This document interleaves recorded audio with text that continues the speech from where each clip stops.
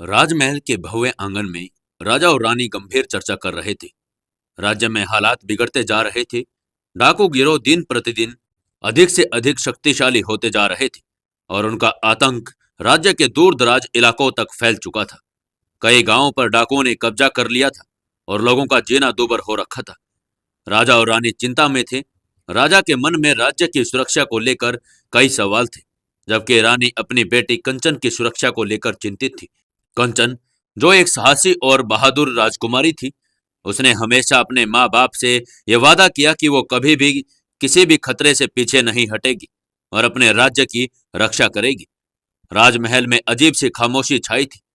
राजा ने अपने मंत्रियों से राज्य की सुरक्षा व्यवस्था पर चर्चा की। रानी की आंखों में एक डर था, लेकिन वो चुपचाप सब कुछ देख रही थी। राजा ने निश्चय किया कि वे डाकुओं के खिलाफ कठोर कदम उठाएंगे, लेकिन उन्होंने अपनी बेटी कंचन को इस सब में शामिल करने से कभी नहीं सोचा। राजमहल के एक सायकालीन बेला में राजकुमारी कंचन ने अपने माता पिता की गंभीर चर्चा को सुना। उसके दिल में राज्य के लिए कुछ करने की भावना जाग उठी। वो जानती थी कि डाकू केवल राज्य की सुरक्षा के लिए ही नहीं, बल्कि प्रजा के सुख चैन के लिए भी खतरे का कारण बन चुके हैं। उसने तय किया कि वो खुद ही इस समस्या का समाधान ढूंढेगी। राजकुमारी ने अपनी योजना बनाई, लेकिन उसने इस बारे में किसी को कुछ भी नहीं कहा। वो जानती थी कि अगर राजा और रानी को इसके बारे में पता चल गया तो वे उसे रोक देंगे। कंचन का मन पूरी तरह से ठान चुका था कि उसे डाकुओं का सफाया करना ही होगा। वो अपने विश्वसनीय साथी को लेकर जंगल में उस डाकू के स्थान पर पहुंचने की योजना बनाने लगी, जहां डाकू अपना अड्डा बनाए हुए थे। उसे इस बात का पूरा विश्वास था कि डाकुओं को आसानी से शिकस्त दी जा सकती है, यदि उन्हें उनके ही खेल में उलझा दिया जाए। वो जंगल, जो कभी हरा भरा और शांतिपूर्ण हुआ करता था, अब डाकुओं का अड्डा बन चुका था। यहाँ के घने वृक्षों और अंधेरे में ये डाकू गिरोह अपना समय बर्बाद करते थे और अपनी योजनाएं बनाते थे। राजा और रानी की अनदेखी के कारण डाकू हर रोज कुछ नया और खतरनाक करने की सोच रहे थे। कंचन ने अपनी योजना के तहत एक जाल बिछाने की शुरुआत की और डाकुओं के अड्डे के पास पहुंच गई और वहां कुछ समय तक छिपी रही। कंचन ने अपनी चतुराई से डाकुओं के एक छोटे से दल को एक संकीर्ण मार्ग पर घेर लिया। वो जानती थी कि डाकू खुद को किसी भी तरह से बचाने की कोशिश करेंगे, लेकिन कंचन ने उन्हें एक ऐसी परिस्थिति में डाला जिसमें वे अपने ही चालों के शिकार हो गए। इस दौरान कंचन ने बिना किसी भय के डाकुओं से मुकाबला किया और उन्हें पकड़ने के लिए सुरक्षा बलों को बुला लिया। डाकुओं का दल चकमा खा गया और कंचन ने अपनी योजनाओं के साथ उन्हें महल की ओर लाकर गिरफ्तार कर लिया। डाकुओं का गिरोह अब राजा और रानी के सामने था। राजा ने उन्हें देख लिया और गुस्से में भरे हुए थे। डाकू, जिसका नाम कालू था, राजा के सामने खड़े थे, लेकिन उनके चेहरे पर कोई भी डर नहीं था।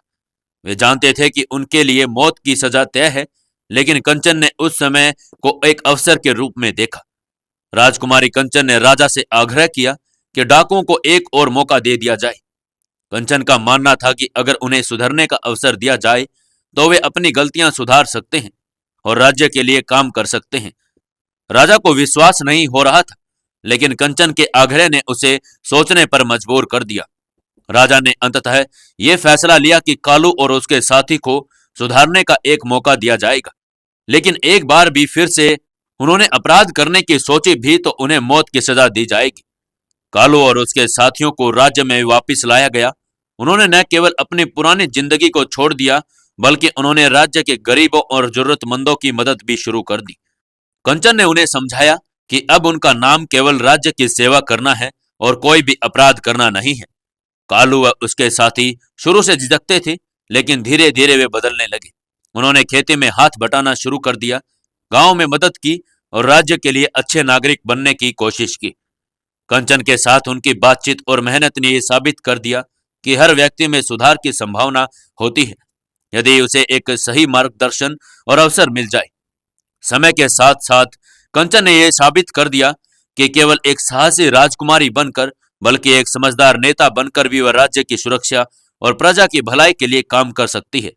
डाकुओं का समूह आज समाज का हिस्सा बन चुका था और राज्य में फिर से शांति का माहौल बन गया था।